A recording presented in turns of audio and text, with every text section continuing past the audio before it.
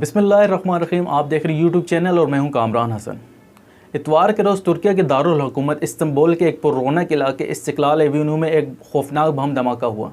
Today, a deadly explosion in Istanbul, Turkey. The blast sparked panic and chaos in a busy shopping area.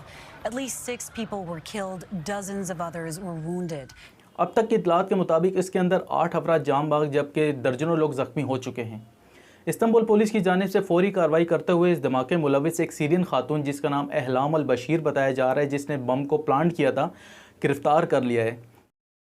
Turkish police released a video of a female suspect being arrested on Monday. जबकि दीगर 46 लोगों को भी इस हमले में मुलविस होने के शुबे में गिरफ्तार कर लिया गया है। एक तुर्क ऑफिशियल की जानिब से बताया गया है कि अब तक की फाइंडिंग से ये पता चला है इस धमाके के पीछे दहशतगर्द तंजीम PKK मुलविस है, जिसको तुर्किया समेत अमेरिका और यूरोपीय यूनियन ने दहशतगर्द करार दिया गया है। इब्तिदाई तफ्तीश से मालूम चला है कि सीरियन खातून को कुर्द मिलिटेंट ने ट्रेनिंग दी थी और ये तुर्किया के अंदर शाम के रीजन आफरीन के रास्ते दाखिल हुई थी। शाम की जो सीरियन डेमोक्रेटिक फोर्स SDF है, उसने इस धमाके मुलविस होने से इनकार कर दिया है, जबकि तुर्किया की जानिब से कुर्द मिलिटेंट के ऊपर इल्ज़ाम आयद किया जा रहा है।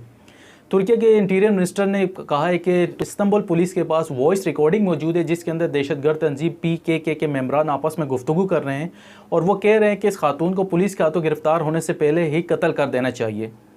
तुर्किया में 2017 में होने वाले बम धमाकों के बाद ये अब तक का सबसे खौफनाक बम ब्लास्ट है। इस धमाके के होने के बाद ही दुनिया भर से ताज़ियती पैगाम का सिलसिला शुरू हो गया है। पाकिस्तान के प्राइम मिनिस्टर मियां मोहम्मद शहबाज शरीफ की जानिब से भी अपने तुर्किश बहन भाइयों के लिए एक ताज़ियती पैगाम भेजा गया है। तो दूसरी जानिब नेटो चीफ ने भी अपनी प्रेस कॉन्फ्रेंस में तुर्क अवाम से ताज़ियत की है, जबकि वज़ीर दाखिला तुर्किश उन्होंने अमेरिका का जो ताज़ियती पैगाम है उसको मुस्तरद कर दिया है। इनका कहना यह है कि SDF जिसको अमेरिका की पुष्पनाही हासिल है वो दहशतगर्द तंजीम PKK की एक शाख है।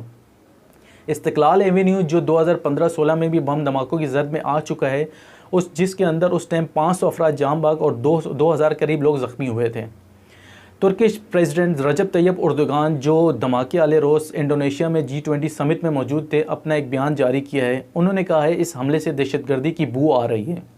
बज़ाहिर इस हमले से ये ज़ाहिर होता है कि जो लोग भी इस हमले में मुलविस हैं वो तुर्किश अवाम में खौफ व हरास पैदा करना चाहते हैं और अपने इस अमल से ये बताना चाह रहे हैं कि वो अपने ऑब्जेक्टिव हासिल करने के लिए किसी भी हद तक जा सकते हैं। और इससे ये भी ज़ाहिर हो रहा है कि वो तुर्किश अवाम के साथ साथ तुर्किश गवर्नमेंट को भी प्रेशराइज़ करना चाह रहे हैं।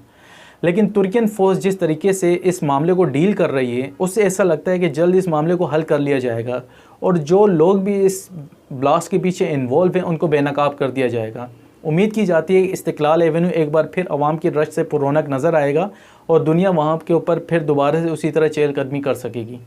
वीडियो में अब तक के लिए इतने ही। वीडियो पसंद आई है तो इसको लाइक और शेयर ज़रूर कर दीजिएगा। वीडियो के बारे में अपनी कीमती राय से ज़रूर आगाह कीजिएगा। मिलते हैं अगली वीडियो में, तब तक के लिए अल्लाह हाफ़िज़।